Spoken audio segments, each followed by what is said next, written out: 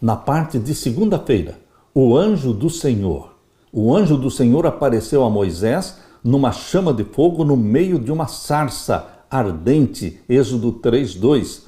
Quem falou com ele do meio da sarça foi o próprio Senhor Jesus.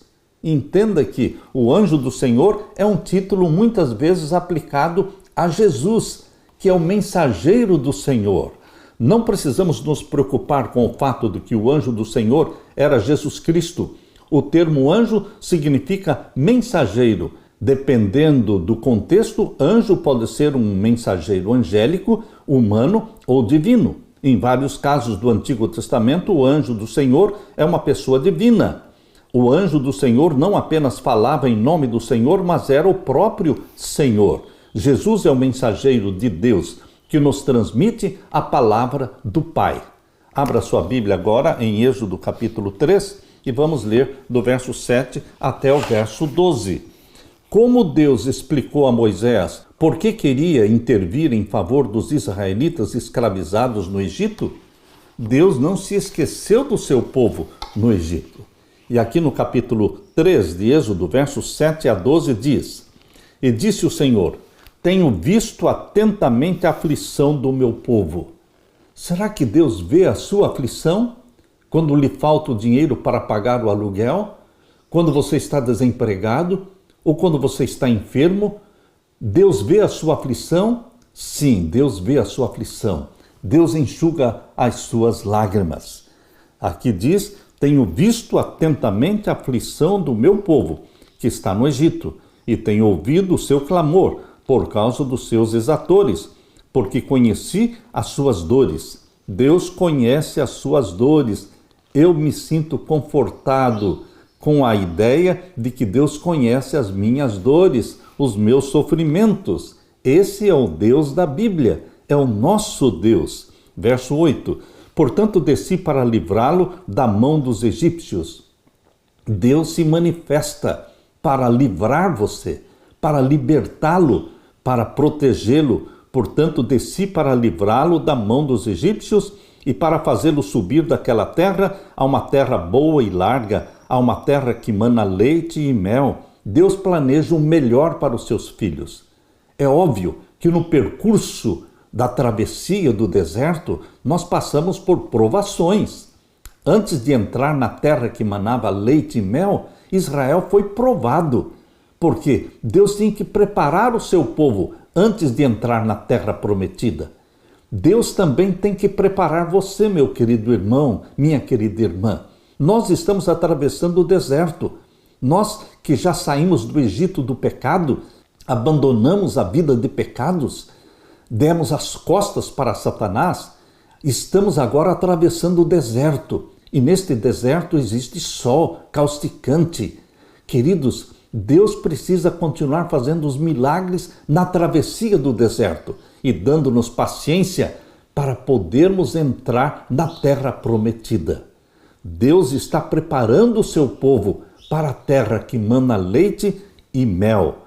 Verso 8. Porque desci para livrá-lo da mão dos egípcios e para fazê-lo subir daquela terra a uma terra boa e larga, a uma terra que mana leite e mel, ao lugar do cananeu, do eteu e do amorreu e do perizeu e do heveu e do jebuseu. Todos estes povos mencionados aqui no final do verso 8 são povos que já tinham extrapolado a medida da graça e da misericórdia de Deus.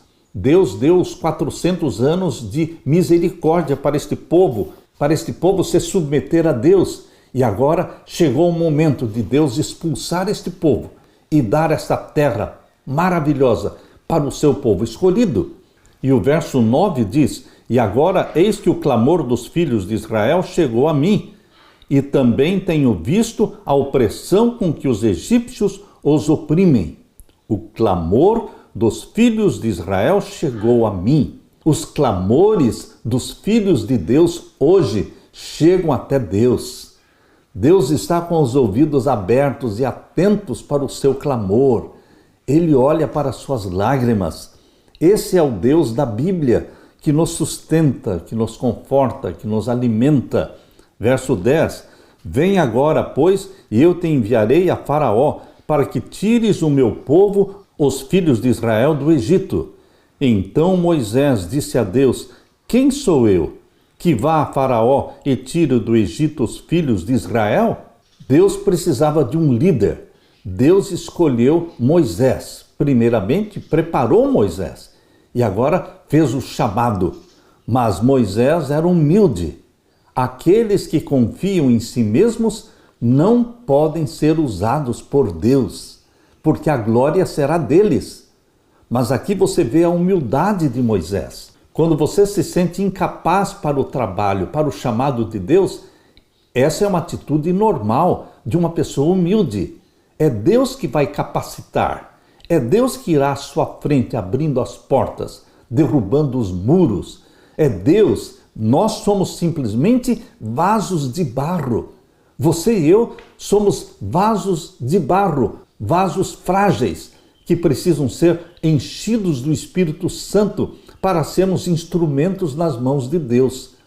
Moisés foi muito humilde, dizendo: quem sou eu que vá a Faraó e tire do Egito os filhos de Israel?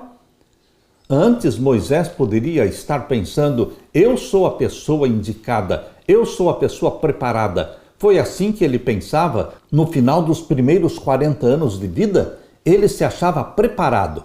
Quando ele matou o egípcio, ele estava com certeza esperando que o povo de Israel o reconhecesse como líder.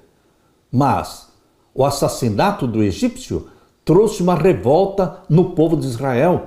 E eles disseram: quem o colocou para ser juiz e para ser líder nosso? Você quer me matar também como matou aquele egípcio? Meu querido irmão, Moisés confiava em si mesmo. Ele quis assumir a liderança do povo de Deus usando sua própria estratégia, sua própria força e sabedoria, mas deu tudo errado. E então Deus o levou para o deserto e ensinou a humildade, ensinou como cuidar de ovelhas, a ser paciente e a ser manso, e ele se tornou o homem mais manso da terra. Se Deus usar uma pessoa orgulhosa, cheia de si, uma pessoa autoconfiante, a glória será toda dela. Mas se Deus usa uma pessoa que tem autodesconfiança e confia plenamente em Deus, a glória será totalmente de Deus. Foi o que aconteceu com Moisés. O verso 12 diz: e Deus disse: certamente eu serei contigo, e isto te será por sinal de que eu te enviei. Quando houveres tirado este povo do Egito, servireis a Deus neste monte. Meu querido irmão, o sofrimento do povo de Deus no Egito é descrito de forma poética como um gemido e um profundo clamor por ajuda. Deus ouviu o clamor dos israelitas e revelou preocupação por eles. O Senhor os chamou de meu povo, ou seja, antes mesmo do Sinai e da confirmação da aliança, eles eram o seu povo.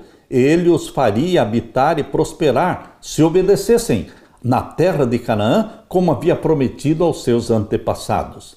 Deus disse a Moisés que o estava enviando ao faraó para cumprir uma tarefa específica. Deus disse: agora venha, e eu o enviarei a Faraó para que você tire do Egito o meu povo, os filhos de Israel. Deus faz questão de repetir várias vezes: meu povo, meu povo.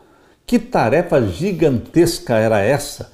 Diante disso, Moisés reagiu com uma pergunta: quem sou eu para ir a Faraó e tirar do Egito os filhos de Israel? Compreendendo tudo o que iria acontecer e qual seria seu papel em tudo isso, Moisés se perguntou por que alguém como ele teria sido escolhido. Logo no início da história, temos uma indicação do caráter de Moisés, da sua humildade, do senso de indignidade para a tarefa que estava sendo chamado para fazer. Se você está fazendo política para se tornar presidente, para se tornar líder, pensando assim: a igreja precisa de um homem, de um líder como eu. Você então trabalha com a sua estratégia politiqueira para se tornar um líder. Você se considera o melhor candidato. Queridos, você está simplesmente desqualificado. Desqualificado. Porque aqueles que são escolhidos por Deus são humildes. Elas não confiam em si mesmas. Elas não se acham aptas e preparadas para o cargo. São humildes. Como Moisés, elas dizem: quem sou eu? Mas, queridos, o Espírito Santo habita naquele que é chamado. O Espírito Santo habilita aqueles que são chamados. Por que a humildade e o senso da nossa própria indignidade são essenciais para quem deseja seguir o Senhor e fazer a sua vontade? Porque Deus só pode usar pessoas humildes. Deus só pode usar aqueles que desconfiam de si mesmos.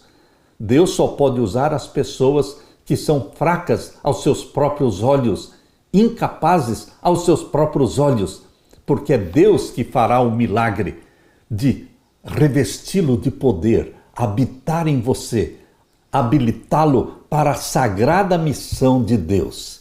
Meu querido irmão, o anjo do Senhor é Jesus Cristo.